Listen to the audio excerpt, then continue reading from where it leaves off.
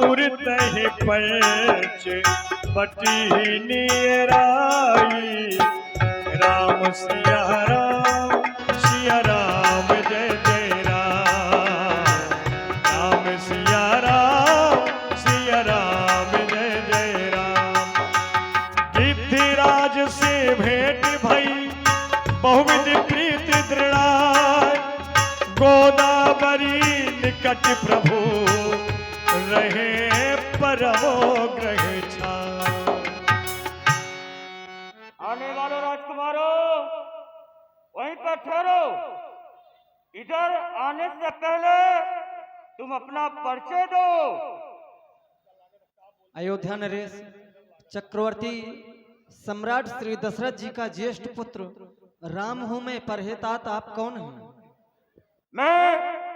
मेरा नाम जटायु है, लेकिन राम तुम दोनों भाई मुझे प्रणाम करो। मैं तुम्हारा चाचा लगता हूँ। आप हमारे चाचा? वो किस नाते से हम जानना चाहेंगे। राम, एक समय की बात है, तुम्हारे पिता चक्रवर्ती महाराज दशरथ देवासुर संग्राम के लिए गए थे, तो लड़ते लड़ते उनको मूर्छा आ गई थी। तब मैंने वहां जाकर अपने पंखों से उनकी मूर्छा हटाई और मैंने विजयश्री प्राप्त दिलवाई। तभी वो मुझे धर्म का भाई मानने लगे। इस प्रकार से मैं तुम्हारा चाचा लगता हूँ। चाचा श्री प्रणाम स्वीकार करें। कल्याण हो पुत्रों, तुम्हारा कल्याण हो। कहो क्या चाहते हो? हम इसी वन में कुछ समय तक निवास करना चाहते हैं। ठीक है, तुम तीनों प्राणी यहाँ पर ठहरो और जब यहाँ से जाने लगो तो मुझे सूचित कर देना। मैं जा रहा हूँ दूसरे स्थान की ओर। जैसी आज्ञा। आओ।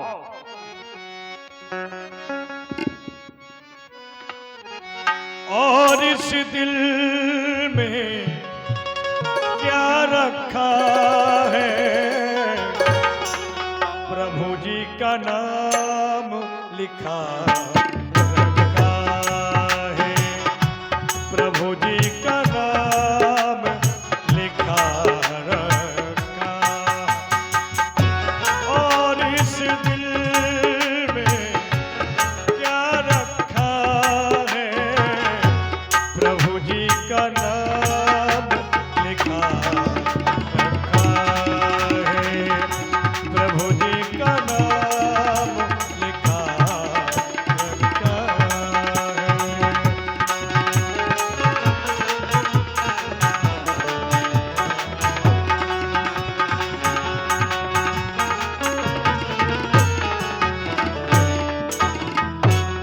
भगवान श्री राम को गिद्धराज जटायु ने अपना स्थान विश्राम करने को दे दिया।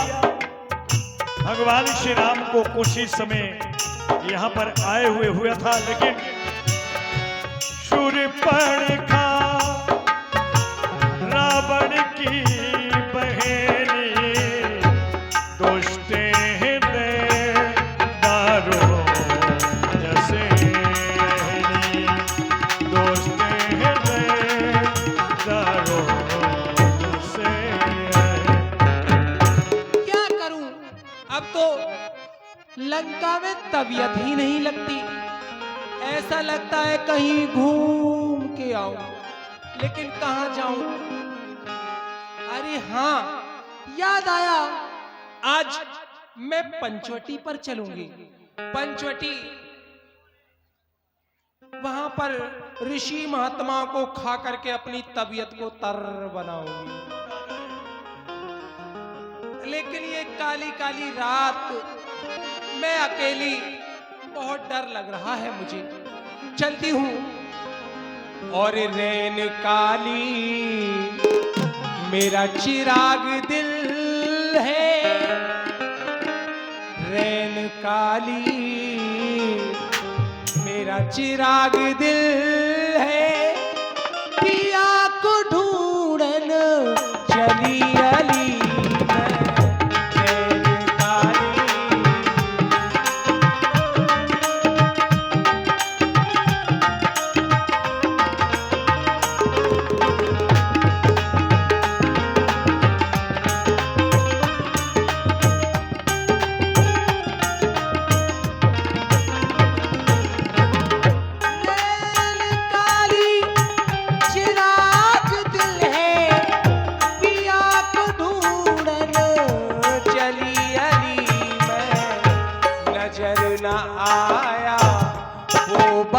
छेला नजर न आया, भोबा का छेला घूम आई मैं गली गली जी।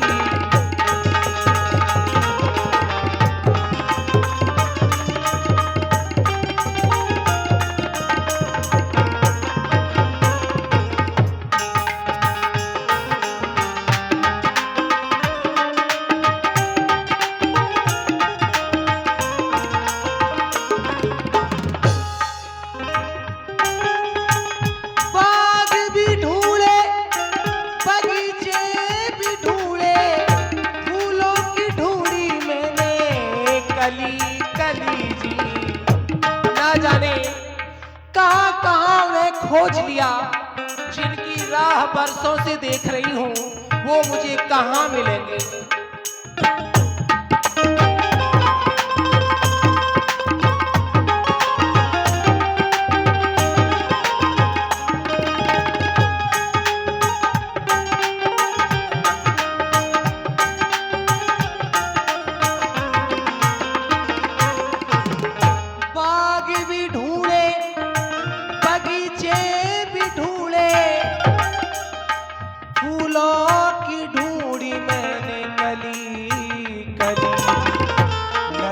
न आया भोबा का छेला, नजर न आया भोबा का छेला, धूल मारी मैंने कली कली जी।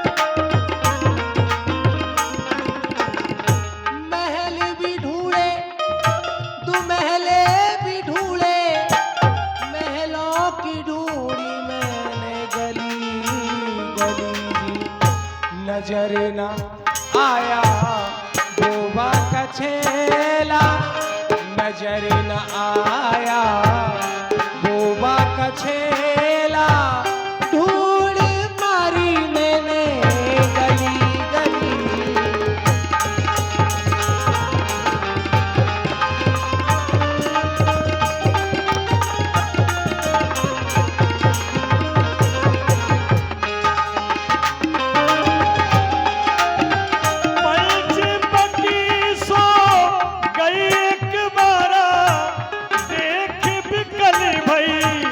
जुगल कुमारा रैन काली चिराग दिल पिया को ढूंढे चली गली।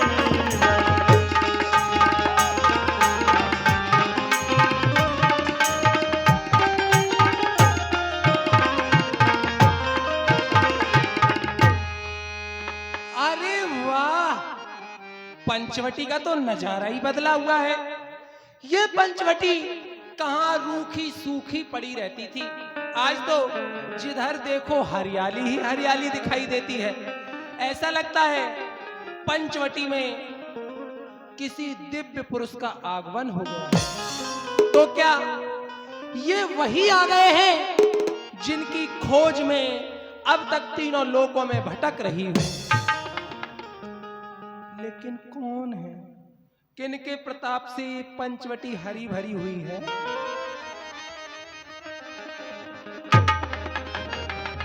अरे वाह, तपस्वियों के भेष में ये सुंदर राजकुमार, बड़ी मनोहर कुटिया भी बनी हुई है। समीप में तरकस व धनुष भी रखे हैं।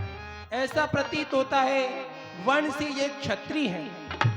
तो क्यों ना मैं इनके पास चलूं और इनसे जाकर के परिचय करूं। ये कौन हैं, कहां के रहने वाले हैं, क्या इनका नाम है?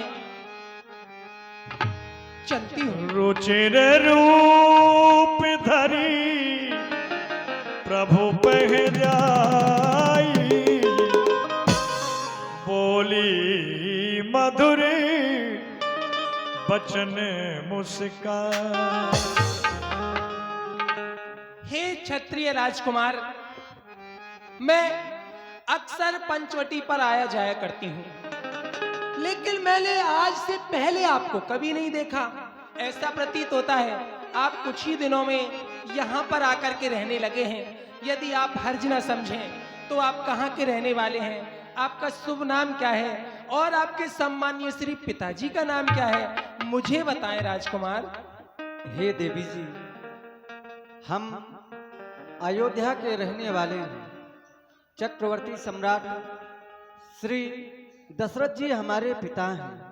हमारा नाम राम है। कुछ समय के लिए हमने इसी वन में अपना निवास बना के रखा है, पर कहें आपका क्या नाम है, कहाँ से आई हैं आप? क्यों नहीं, आपने तो मुझे देने में कौन सी परेशानी है। सुने, मैं लंकापति राजा रावण की हमसीर हूं। क्या कहा? रावण? अवश्य आपने सुना भी होगा।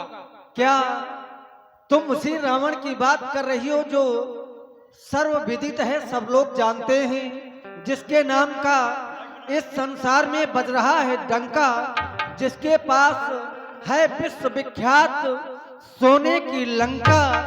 क्या उसी वीर बंका की बहन हो? हाँ हाँ, क्यों नहीं। मैं लंकापति राजा रावण की हमसीर हूँ, खूबसूरती में बेनजीर हूँ। मेरे भाई खर और दूषण वो पंचवटी में ही रहते हैं। अजीर रूप के लिहाजात से वो मुझे स्वरूप कुंवर कहते हैं। अलबत्ता बहुत से राजकुमारों की मेरे ऊपर तबीयत तो आई, लेकिन मैं किसी को खातिर में नहीं लाई। तो फिर आज हमारे पास क्यों आई? हाँ हाँ, क्यों नहीं। आप कह रहे हो कि यहाँ क्यों चली आई, तो देख लो जी, ये देखने के हैं अकलमंद, लेकिन है पूरे सौदाई। अजी तुम मेरे ख्वामिद, मैं तुम्हारी लुगाई, अब तो समझो मेरे बाप के जमाई। अभी तुम्हारी बात समझ में कम आई। कम आई?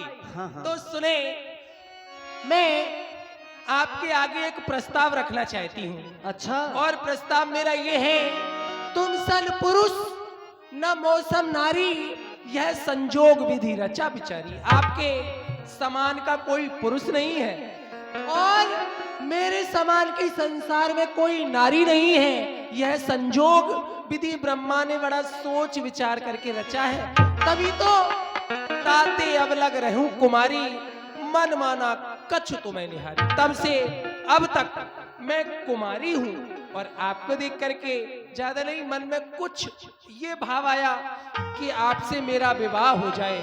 अगर मेरा विवाह आपसे हो जाएगा तो मानो हम दोनों का स्वरूप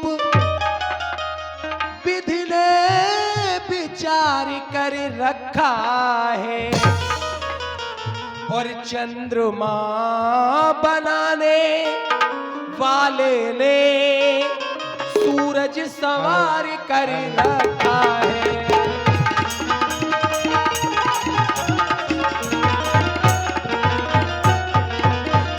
संकोच छोड़कर बनवासी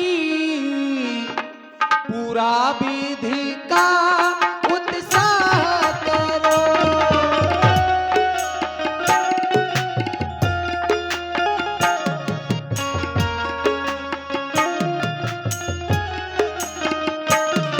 संकोच छोड़कर बनवासी पूरा विधि का उत्साह करो।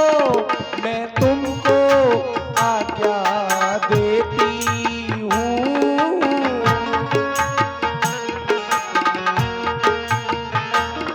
मैं तुमको आज्ञा देती हूँ, मुझसे गंधर्व विवाह करो। मैं तुमको आज्ञा देती हूँ।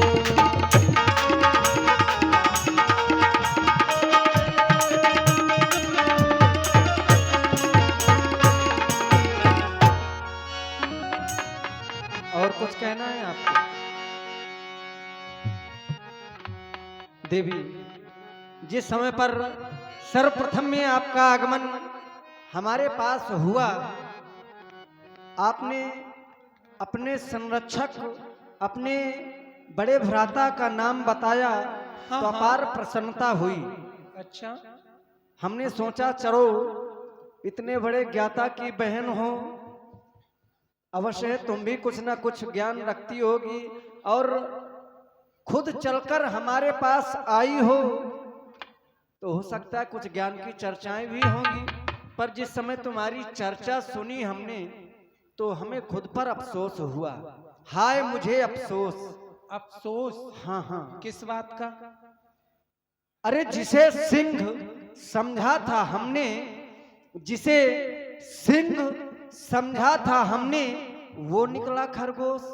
बस इसी बात का अफसोस। अच्छा, हाँ हाँ देवी, तुमने अपना प्रस्ताव रखा, तुम हमारे समीप विवाह की लालसा लेकर के आई हो, अवश्य। पर हम आपसे विवाह नहीं कर सकते। क्यों? क्योंकि देवी हमारा विवाह हो चुका है। सुनो। अच्छा, हो गया है। हम कुंवारे नहीं विवाहित है, फिर एक नारी व्रत रखते हैं। देख रही हो हमारे समीप, ये हमारी भार्या है। अभी तुमने कहा अच्छा हो गया है। अच्छा, ये आपकी भार्या है? जब हमारे समीप हमारी भार्या है तो निश्चय कि विवाह हो गया है। ये तो बहुत सुंदर है। अच्छा, चलिए धन्यवाद है आपको। लेकिन ये अकेली है, अभी सेवा कम होती होगी। जब हम 2 हो जाएंगे तो खूब आपकी सेवा करेंगे। मैं साधुवाद देता हूँ आपकी सोच को। भार्या पत्नी कभी सेवा के लिए नहीं होती है, वह उसकी भावना है, वह सेवा के रूप में अपने आप को प्रस्तुत करती है। पर पत्नी या पुरुष का विवाह सेवा के लिए नहीं होता है। देवी, तुमने कहा मैं तुमको आज्ञा देती हूँ, पर हम आपकी आज्ञा का पालन नहीं कर सकते। अच्छा, आते ये वो तुम्हारी आज्ञा का पालन कर सकते कभी नहीं।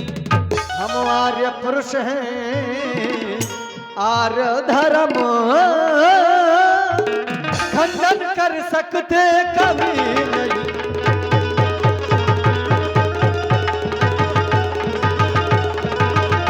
इसलिए देवी, हमारा विवाह हो चुका है, हम विवाह आपसे नहीं कर सकते। देख लो राम जी, बार बार समझा रही हूँ आपको। यहाँ कहाँ बने बाबा जी भक्कड़ बैठे हो। अच्छा, कोई पानी तक को ना पूछता होगा। और मेरे साथ चलो लंका, देखो लंका का वैभव, सोने का मकान, सोने के ओढ़ने वाले, सोने के बिछाने वाले, सोने की दाल जिसमें मोतियों का तड़का लगवाती हूँ। सोना ही सोना है लंका में, और सोना ही सोना है।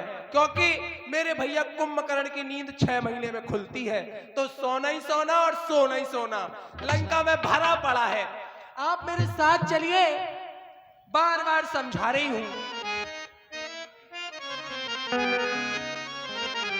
और मैं तुम्हें बार बार समझाऊं, और मैं तुम्हें बार बार समझाऊं, और रघुवर मो संग ब्याह रचा।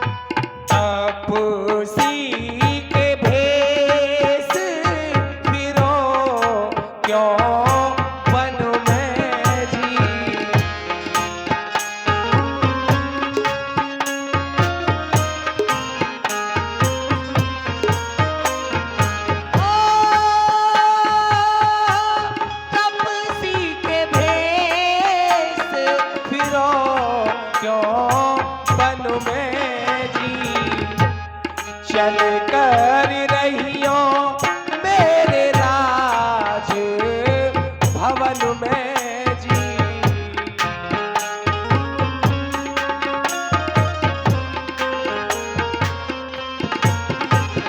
तपसी के भेष फिरो क्यों बन में, चल कर रहियो मेरे राज भवन में, चल कर रहियो मेरे।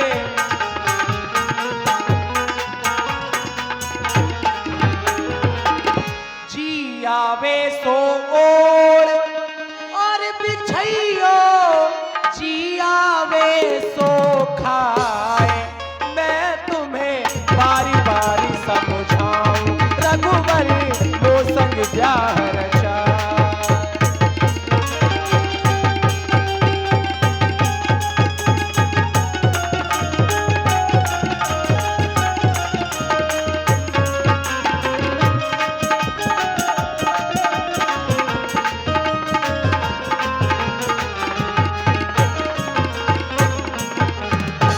और राम जी, ये सारा संसार, ये सारा संसार मेरे भैया रावण के भय से भयभीत रहता है, लेकिन जब कभी आप समाज में निकल करके जाएंगे तो पता है लोग क्या कहेंगे। वो देखो लंकापति राजा रावण के जीजा जी जा रहे हैं।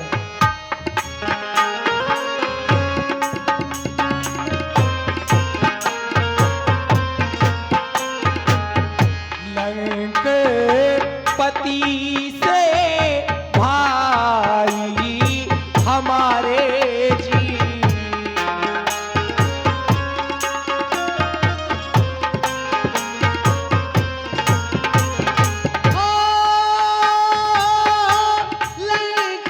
लंकापति से भाई हमारे जी, वो बन जाएंगे साले तुम्हारे जी। लंकापति से भाई हमारे वो बन जाएंगे साले तुम्हारे।